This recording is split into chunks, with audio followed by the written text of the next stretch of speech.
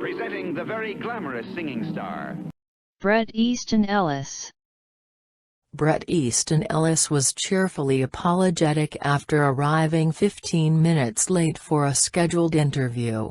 He was on the phone with another interview, he said, and couldn't wrap it up in time. He wore a sweatsuit and a Bennington College t-shirt and was eager to talk about his career and his new novel, Imperial Bedrooms, a sequel to his first novel, Less Than Zero. Ellis was interviewed in the Heathman Hotel. His comments have been edited for brevity and clarity. Q. When did you decide to do a sequel? A. When I reread Less Than Zero, I was working on Lunar Park and there was this little voice asking me, well, where's Clay now? What's he doing now? I don't know if I was that interested, but the voice kept asking me, and as I answered the question I said, well, okay, he's in his 40s and he's a screenwriter. Is he married? Probably not. There was a series of questions that I answered over a period of a year. I was still working on Lunar Park and I had no desire to write a sequel to Less Than Zero, but I became very interested in Clay and this coincided with my interest in Raymond Chandler, and then I was involved in a movie that I wrote and produced that wasn't really working out. All these things started coming together and that is what produced the novel. Decision is an interesting word because it is not a decision you make. It's a feeling that washes over you emotionally. It's not like a logical, practical thing like, okay, I'm going to write Less Than Zero the sequel and I'm going to start it on Monday and I'm going to write in 7 months and we'll move on from there. It's a confluence of feelings and events that run together and then the book kind of announces itself. It's not anything that you can in any way control or try to control. I think whatever's going on in your life helps build the novel. If I look back on the novels I've written, each one is really specific to what was happening in my life at that moment and they're a reflection of it. Q. What was going on in your life at that moment? A. Well, I had moved to LA. I was working on Lunar Park while I was living in LA and I had reread Less Than Zero. I was living in LA and I found that very isolating, very alienating. I had not lived there as an adult. I had visited there a lot, stayed there a lot, but never lived there as an adult. It was not a great couple of years and I was also working on The Informers, which was a project that seemed to have everything going for it, but what started as a slow-motion avalanche. Everything started to going a little bit wrong and then completely combusted. It was an incredibly stressful period. I'd been involved in someone who was crazy. And I was reading a lot of Raymond Chandler. And I had a voice in my head saying, where is your first narrator? You know, all of those things could happen to someone and they don't write a novel about it. They just deal with it. For some reason, writing a novel is like an exorcism for me. It's about finding out where I am at a certain point in my life.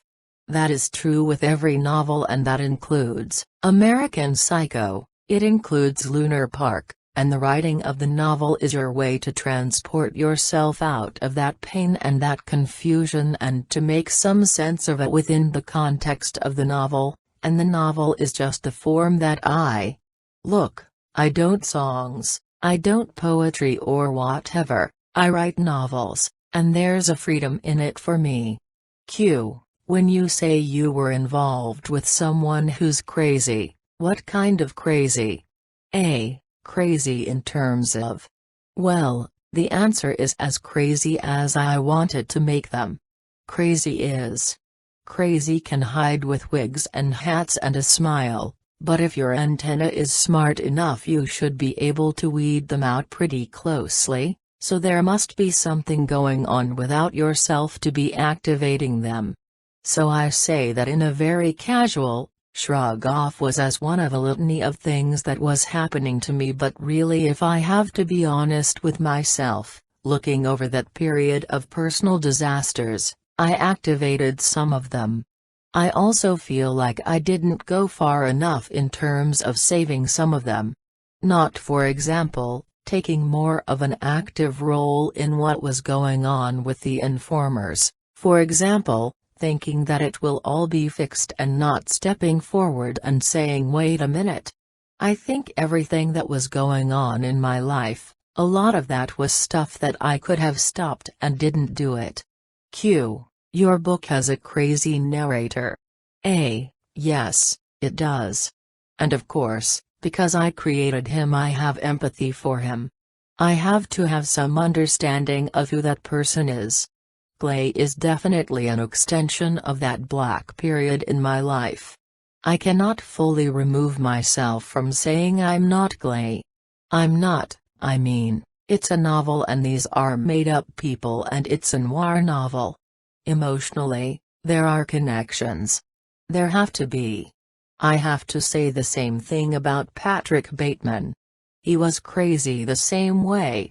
He did not come out of me sitting down and wanting to write a grand sweeping indictment of yuppie culture. It initiated because my own isolation and alienation at a point in my life. I was living like Patrick Bateman. I was slipping into a consumerist kind of void that was supposed to give me confidence and make me feel good about myself, but just made me feel worse and worse and worse about myself. That is where the tension of American Psycho came from. It wasn't that I was going to make up this serial killer on Wall Street. High concept. Fantastic. It came from a much more personal place. And that's something that I've only been admitting in the last year or so. I was so on the defensive because of the reaction to that book that I wasn't able to talk about it on that level. Q. You disposed of the Am I Clay?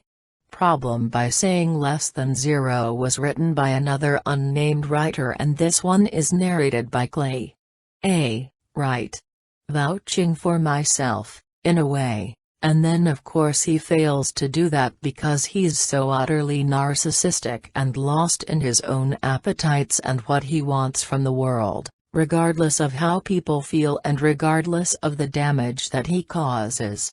I was interested in the narcissist. I was interested in how far. What happens to the narcissist when he hits the wall and it's not working for him any longer? What does he do then?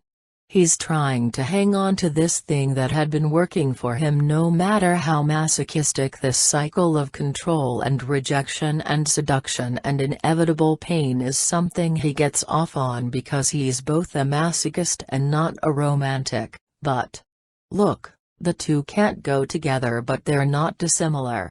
Q. I saw a comment you made about Plot and Chandler. Chandler didn't even know what happened to some of the characters in his book. A. He didn't even know how some of his books ended.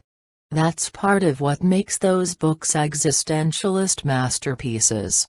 That's not what them, but that's part of what makes Chandler so relevant and why we want to read him today. It's about a journey and a tone and style and this worldview he created, rather than, Alison Cook murdered David whatever. It really is about Marlowe's psyche as well. He's trying to stay true to his own moral code in a blasted moral landscape. Which is definitely not what Clay is. But I mean Chandler's Chandler, and this book was vaguely influenced by Chandler.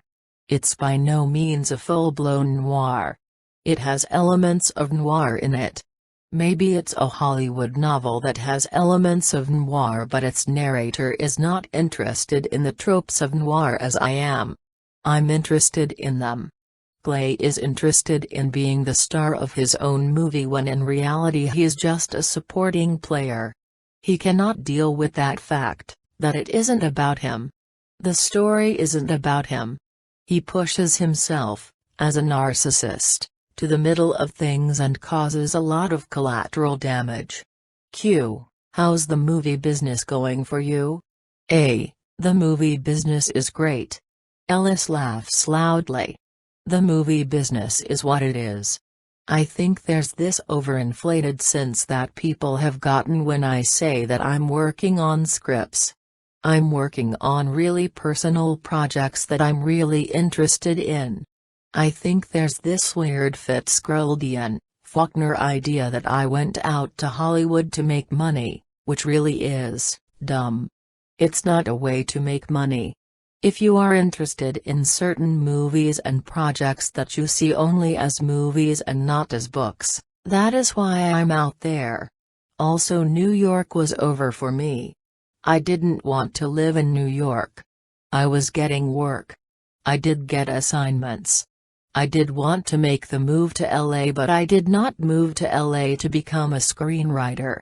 I have side projects that I think are really interesting that I want to get made. One of them was The Informers. It was a year and a half of intense creativity. The pre-production process was great. It was really exciting to see how the money came together for that script and the cast came together. That was a project that I initiated myself. No one came to me, I did it with a friend, etc. etc. So how is the movie business? It's difficult because you can't get the money to make the movies you want to make. So many of us fell in love with movies during a particular time that no longer exists. Namely. I'd say about 1967–79. It was the accidental years in Hollywood. It was the golden age and it was an accident. So many people I know, even young filmmakers in their mid-20s, they reference it and say that was the best time for movies. Yet it's a time that's a complete and total accident. The movie culture doesn't exist like that anymore. You wrote a script about the Jeremy Blake case. How's that coming? Well, I was supposed to have dinner with Gus Van Sant tonight. But he's still in LA finishing his last movie, Restless. So he's not going to be at a dinner. For example, that is a project that I initiated that has haunted me for almost 2.5 years. That's another example of a project that I'm very interested in and it seems like no one is interested in. It was very difficult to get the development money so that Gus and I felt that okay, people are behind it. Everyone said we love it, okay, go write it, but of course you need money to write it. Isn't it the case that the only way to get something made is to have someone powerful enough say they want to make it, whether it's a star or director? Completely. Any other way is a happy accident. It's a happy accident. What's happening now is people are just making movies on their bookcoms. They're making movies on their own. I think more and more people are going to have to do because it's just too expensive and the studio system won't do it. Those days are over. Those movies are now rides and cost about $100 million. There is that side of Hollywood that does want to win awards, so there is money put aside for prestige projects that will get them to all those parties in January and February. They want to win an Oscar. Each studio will make 3 or 4 of those movies and hope they're in the running. The rest of the year is summer. It's either Iron Man 2 inches or Mumblecore. Or below that. Even the Mumblecore directors have been making Hollywood movies. Is Gus attached as producer? He is attached as producer, but he will not attach himself as director. I ask him to direct it every day. He says I don't know, I don't want to, I'll produce the movie but I don't want to direct it. He wanted to do Twilight. He wanted a Twilight gig. It's a lot of money. I get it. It's a lot of money. I understand. Look, making a movie is hard. If you're making Twilight or you're making The Golden Suicides. I get it. When people get to a certain point in their life you want some, what do you call it? Security. Q. Well, he wants to do Twilight and then he wants to do Paranoid Park. A. Right. This is somewhere in the middle. So he doesn't really do movies like this. Gus was really interested in this. He came to us right before Milk came out, so this was the fall of '08 and we met with him and he was very interested and he became attached as a consultant and now he's attached as a producer. What we, meaning the team of 4 guys that has the money to develop it, is we want Gus to direct the movie. We thought he would really want to do this and go yay, another Death Trip movie, but instead he's like, I don't know, it's kind of depressing. I don't know if I want to go on this ride right now, and we're saying yes Gus you do. So we'll see what happens. But as of right now he's not attached to direct and with his blessing we've gone to one other director, but I really want him to do it and I tell him that every time I see him. That he has to do it. It has to be his next movie. Q. He has the power to get it made. A. Not only does he have the power to get it made, he has the power to get anybody he wants in it. Laughs, and that's another thing that's so attractive about it. Beyond the fact that he'd be the best director. Q. You'd get a better actor. A. Not just a better actor but the kind of actor that could open it in various territories. Q. What about Imperial Bedrooms, the movie? A. There is no movie for this book. There's no deal, there's no one attached. There's been some vague talk among the cast members. I'm friends with Andrew McCarthy. As far as I know right now nothing's happening. Q. Other than the rights issues, which is huge, what's the market for it? A. Yes. Who's gonna make this movie? Who's gonna make it, and who's gonna see it? If Robert Downey Jr. says I want to be in this, it would be made next week. The deal would be done, and they would start making it by the end of the summer. As we talked about, that's just a fact. What's the likelihood of that happening? Probably not much, but you never know. If they feel they can get enough people to see it as a curiosity and they could actually get the cast back together, then it would be something done through Fox Searchlight. It would never be done through Fox. They made the original and they just don't make movies like this anymore.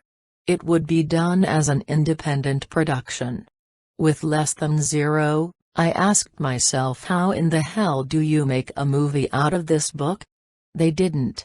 They made a completely different movie. They didn't use anything from the movie. If you would have asked me how could they turn Less Than Zero into a sentimental, anti-drug, after-school movie, I would have said there's no way, but they did it. I've learned to be cautious about saying oh they'll never turn this dark depraved character into any sort of interesting, Mulholland Drive, David Lynch kind of movie. But I could be totally wrong about that. I don't know. Q. Less Than Zero was not made from the book and neither was American Psycho.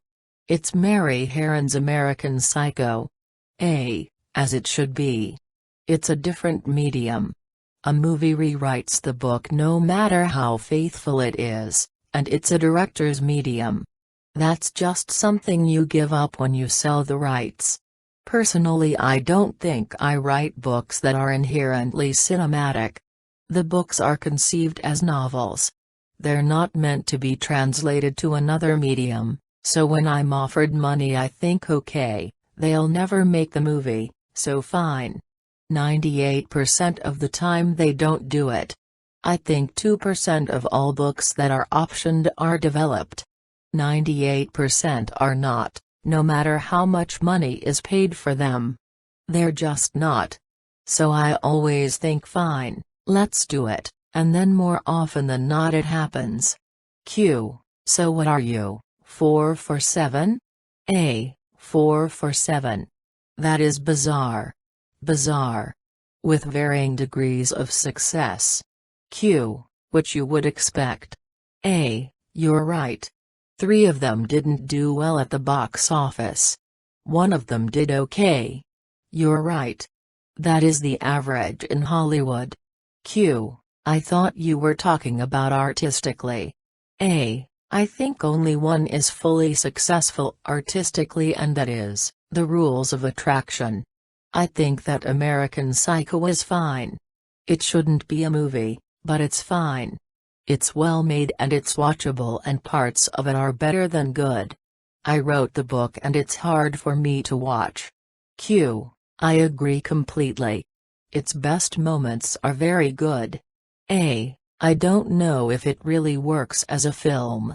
It's trying to take something that's not answerable and answering it in a medium that demands answers, which is film. By the very nature of the medium, it demands that you make choices. Where a novel can be unresolved, an unreliable narrator, it doesn't matter. I think Mary a little bit was trying to have it both ways and kind of left it with an odd sense of displacement that wasn't particularly satisfying.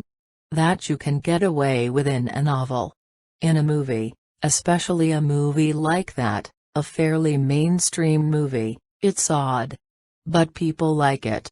And because of that movie, a whole new audience discovered American Psycho the book. Certainly. Inevitably. And it started Christian Bale on his very humorless career. I always thought he would make a great comedian because he did some other movies early on where he didn't take himself so seriously. He did a movie called Metroland. Julian Barnes. Based on a Julian Barnes novel, right?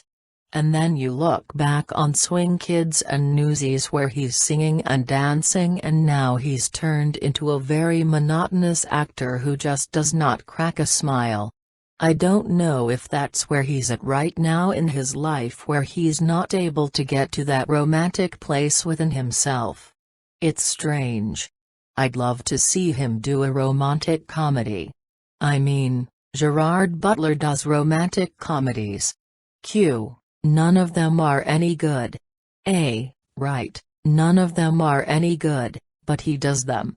Thinking about the reaction to American Psycho, it seems weird that it was only 15 years ago. It was longer than that. It was almost 20 years ago. But could something like that ever happen now? Never. It will never happen again. It's over. It's part of the empire. That only could have happened in the empire. It never could have happened in the post-empire world. That a novel could have caused that kind of outrage and that kind of collective cultural concern. It's just not there anymore. It doesn't exist. That world is as far away from us now as the world of Xerox machines and typewriters. Even the idea of a young writer making a huge splash with a first novel is an empire-like notion. At least a literary novel. Sure, you can decide to write a vampire trilogy. But back then we had nothing to distract us but TV, movies, CDs and books. That was the entertainment culture. But now technology has totally captured everything. This is so tired, but you know what I'm talking about. Also, the way people deal with the novel is very different now, in terms of how people talk about it, the collective concern with a novel. I don't remember the last time I've been in a room with people and they've all talked about a novel they've read. We're in a different world now, and maybe we're still trying to figure out how to make that transition into digital. Maybe that's part of it. Books look terrible on a Kindle, but they look great on an iPad. I was much more pessimistic about this stuff until I saw the iPad. People who got me to get the iPad told me they were downloading books left and right on the iPad and that it was a great way to read books. But I'm very old school. I have an iPad with me, but I have 3 books going on this tour and I'm reading the books. I'm lugging them with me. I have yet to read a novel on a Kindle or an iPad and I have no interest in doing it. Q. We generally deal with novels now with a shrug compared to 1991. But the content in American Psycho that got people so upset. A. Is available everywhere. You see it in Saw movies or in Hostel or anywhere. The gore is mainstream. The stuff you see now was unimaginable in 1991 and that's one reason why it caught on. The availability of that kind of subject matter was limited. It was limited to maybe certain graphic novels or transgressive fiction or certain out-there horror films, but it wasn't part of the mainstream. The accessibility of it was unique. This is how we're rolling now. Q. For better or worse. A. I'm not painting it pink. I'm not painting it black. I'm not making a judgment on it. I'm just very neutral on it. Q. Knopf publisher, Sonny made a bet on American Psycho and bet on you and it paid off big time. A. I'd known Sonny Maeda for a long time. He published less than zero in England. No one other publisher was really interested in it or thought it would translate over there and he did. That's how I first met him. I had a relationship with him when he moved over to run Knopf and I wonder if having that relationship helped or if he was just savvy enough to get it, to say that it might not sell a lot of copies right now but it's not the book that everyone's complaining about and I do believe the audience will understand it ultimately. They'll get it. That whole period would have been worse if I didn't believe in the book, if I didn't believe what everybody said about it, really what the liberal press was saying about it. It wasn't the conservative press that was down on the book, it was feminists and the New York Times. Hand-wringing liberals were upset about American Psycho. I don't think there was a single peep from conservatives or anyone like that. It was a liberal witch hunt and I was at the center of it. I don't know. You're right. Sonny bet on me. If you want to know the truth, it was a really good deal financially for him. So good for him. Q. Because it continues to sell. A. Yeah.